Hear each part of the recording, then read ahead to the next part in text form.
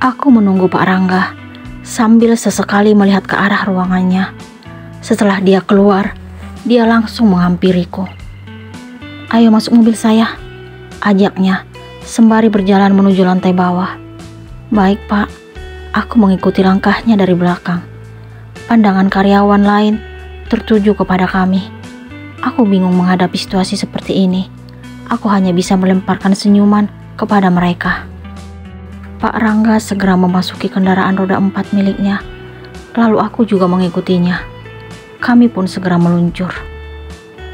"Kita mau kemana Pak?" tanya aku heran. "Mau ngantar kamu pulang," jawabnya santai. "Kenapa harus repot-repot Pak? Saya bisa pulang sendiri," jawabku kesal. "Udah berapa kali saya bilang ke kamu, saya nggak pernah merasa direpotin," tegasnya. "Maaf Pak." "Kenapa wajah kamu ditekuk gitu?" Pertanyaannya membuatku makin kesal. Tidak perlu ditanya lagi. Seharusnya dia sudah tahu jawabannya. Keputusan yang dia sampaikan di kantor menjadi penyebab perubahan wajahku. Kenapa dia tega memecatku? "Nggak apa-apa Pak," jawabku ketus. "Ternyata kamu bisa galak juga ya," ucapnya sambil senyum-senyum kepadaku. Setiap orang bisa berubah menjadi galak apabila hatinya sakit seperti dicabik-cabik. Aku makin berani karena merasa bahwa dia bukan pimpinanku lagi. Dia telah memecatku. Sadis banget tuh, sampai tercabik-cabik. Dia berbicara tidak seperti biasanya. Hari ini dia kebanyakan senyum. Ini bukan Pak Rangga yang ku kenal. "Bapak kenapa senyum-senyum dari tadi? Lucu aja lihat wajah murung kamu. Bapak merasa senang setelah memecat saya hari ini. Saya harus kehilangan pekerjaan saya. Selama sebulan ini, saya sudah melakukan yang terbaik dan semampu saya. Tapi tidak tahu di mana letak kesalahan saya," jelasku dengan perasaan sedih. "Siapa yang mecat kamu? Siapa lagi kalau bukan Bapak?" "Saya nggak merasa mecat kamu." Wajahnya tetap santai sambil tersenyum. "Maksud Bapak?" Aku kaget. "Besok kamu tetap kerja seperti biasa," ucapnya hingga membuatku makin kaget. "Tapi tadi Bapak udah mecat saya." "Itu hanya strategi saya untuk mengeluarkan Yani. Kerjanya kurang memadai. Saya terpaksa harus mengambil keputusan yang tepat." Penuturan Pak Rangga membuatku menangis. "Loh, kenapa kamu nangis?" tanya laki-laki itu tampak heran. "Saya sangat terharu Pak. Ternyata saya masih bisa kerja. Saya tidak kehilangan pekerjaan. Mana mungkin saya pecat kamu. Saya suka kamu." "What? Apa maksud Pak Rangga?" "Maksudnya Pak?" "Maksud saya suka kerjaan kamu." Aku hampir melambung tinggi. "Terima kasih banyak Pak, karena masih mempercayai saya bekerja di perusahaan Bapak." "Iya, sama-sama. Mukanya jangan ditekuk lagi tuh. Bapak bisa aja." Aku sangat bahagia mendengar berita bahagia dari Pak Rangga. Ternyata dia tetap menjadi pemimpin yang bijaksana. Aku makin mengaguminya.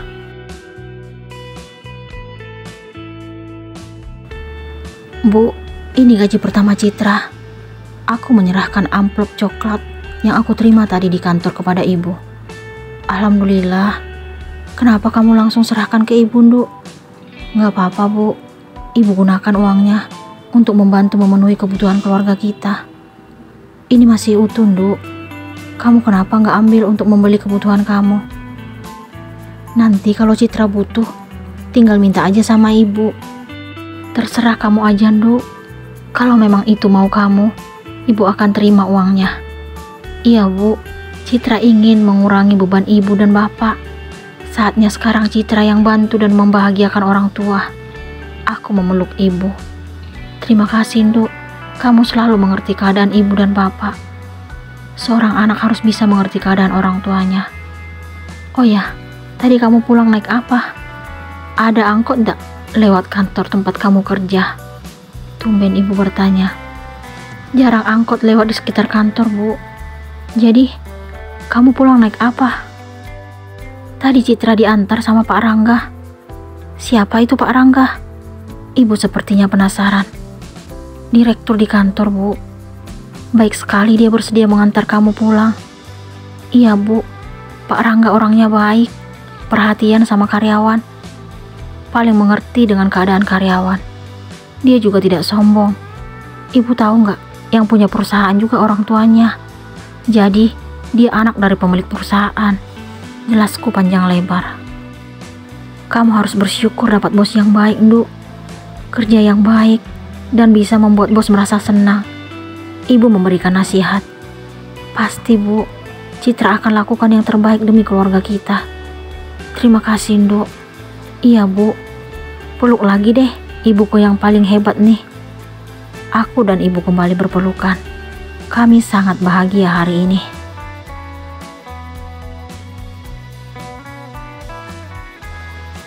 Tiga bulan telah berlalu. Kedekatan bersama Pak Rangga membuat dirinya sering mengantarku pulang. Aku makin terpesona dan terbuai dengan kebaikan yang dia tunjukkan. Kehadirannya membuatku makin betah bekerja di kantor keluarganya karena ingin selalu dekat dengannya. Cit, nanti sore tunggu saya ya. Saya mau ngajak kamu ke suatu tempat. Isi pesan dari Pak Rangga. Kenapa sih harus kirim pesan? Tinggal ngomong aja. Iya Pak, aku membalas pesannya.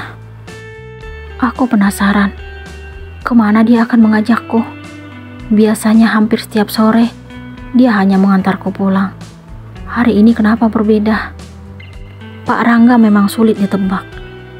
Terus terang, karena kebersamaan kami setiap hari di kantor, rasa kagum kepadanya makin berkembang. Aku mulai memiliki perasaan lebih untuknya. Akan tetapi, hatiku sedih kalau menyadari siapa diriku. Aku merasa tidak pantas memiliki perasaan lebih kepadanya. Dia putra tunggal pemilik perusahaan, sedangkan aku bukan siapa-siapa. Aku selalu menolak rasa yang tumbuh dalam hatiku. Juga tidak mau terlalu banyak bermimpi dan berharap. Aku takut terjatuh. Angan yang terlalu melambung tinggi akan hancur apabila telah terjatuh. Aku berusaha mengubur rasa yang ada dan tidak boleh mengharapkan sesuatu yang tidak mungkin. Akan tetapi, makin aku berusaha membuang perasaan terhadap dirinya, rasa suka itu kian berkembang. Awalnya hanya rasa kagum, hingga berubah menjadi suka. Rasa suka itu sekarang telah menyebar dan menumbuhkan benih-benih cinta. Ternyata aku mencintai Pak Rangga. Aku tidak mampu menolak rasa cinta itu, tetapi aku tidak terlalu berharap agar Pak Rangga memiliki perasaan yang sama denganku. Mencintainya secara diam-diam sudah menjadi kebanggaan tersendiri bagiku. Aku tidak pernah menyesal karena telah jatuh cinta kepadanya.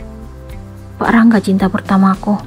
Dia yang telah mengajarkan arti cinta yang sesungguhnya. Dia telah berhasil menggetarkan perasaanku. Dia juga sukses menembus dinding hatiku. Aku mencintainya. Saat masih duduk di bangku sekolah dan bangku kuliah, tidak sedikit lelaki yang berusaha mendekatiku. Walaupun aku bukan berasal dari keluarga mampu, kecantikan dan prestasi yang kuraih membuat orang ingin selalu mendapatkan cintaku. Aku idola para lelaki saat itu. Mereka selalu berpikir kalau diriku adalah wanita sempurna. Walaupun kenyataannya tidak ada manusia yang sempurna, karena kesempurnaan hanya milik Allah. Mereka bilang sempurna karena penilaian yang diberikan. Menurut mereka, aku tidak hanya cantik, tetapi juga pintar dan berprestasi. Aku sangat bersyukur dengan apa yang kumiliki. Itu anugerah terindah dari Allah. Kemana Rangga akan membawa Citra?